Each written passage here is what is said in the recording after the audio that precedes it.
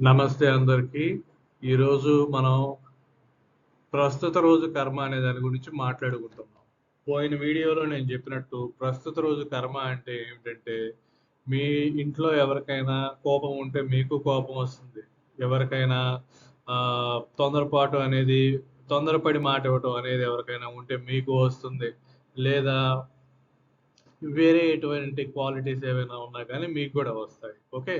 So, ఏంటంటే ప్రస్తుత రోజు కర్మ అంటే ఈ మీరు జనించిన తర్వాత మీరు ఏం జేస్తున్నారు ఇప్పటిదాకా అనే దాని గురించి ఉండేదే ఈ ప్రస్తుత రోజు కర్మ.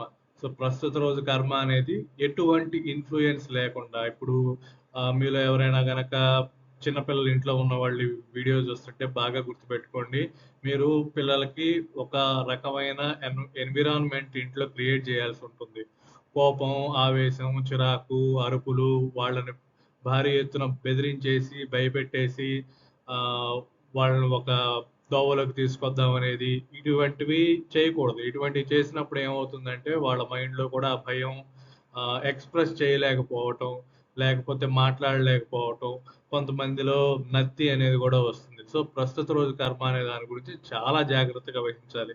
మీరు ఏదైతే ఎదుటి వాళ్ళకి చేస్తున్నారో అది మీకు జరిగితే అది కరెక్టా? కాదా? అనేది ఆలోచించండి. ఉదాహరణకు చెప్పుకోవాలంటే మీరు ఒక డ్రైవర్ అనుకోండి. మీరు రోడ్డు మీద ఎళ్తున్నారు. ఎవడో ఎవడో వచ్చేసి స్పీడ్‌గా మీ కారునో, బండినో గుద్దేశాడు. లేదా మీరు నడుచుకుంటూ వెళ్తున్నారు. ఎవరో వచ్చేసి మీ మీ మిమ్మల్ని గుద్దేశారు.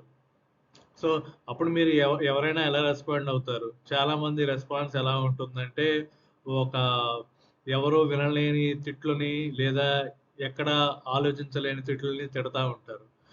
లేదా కొడదామని చెప్పి అనుకుంటారు. ఒకటి మీరు ఆలోచించండి. దానివల్ల మీకేమొస్తుంది, ఎదుటోళ్ళకి ఏమవుతుందనేది.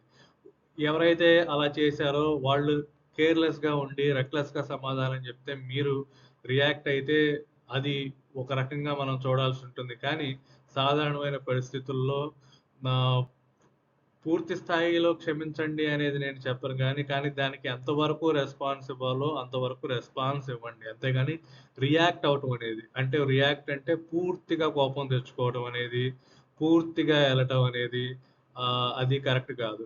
So, be a Roman in Rome అంటారు. అంటే ఒక రోమన్ రోమ్‌లో ఉన్నప్పుడు పంచె కట్టుకొని ఇండియన్ ఎవరైనా ఎళ్తే పంచె కట్టుకొని తిరగకూడదు. అక్కడ ఎలా సూటు, బూటు వేసుకుంటారో అలాగే వేసుకోవాలి. అదే విధంగా ఎక్కడ చేయాల్సిన పని, ఎంతవరకు చేయాల్సిన పని, అసలు అక్కడ మన మాట చెల్లుతుందో లేదో కూడా ఆలోచించుకొని చేయగలగాలి.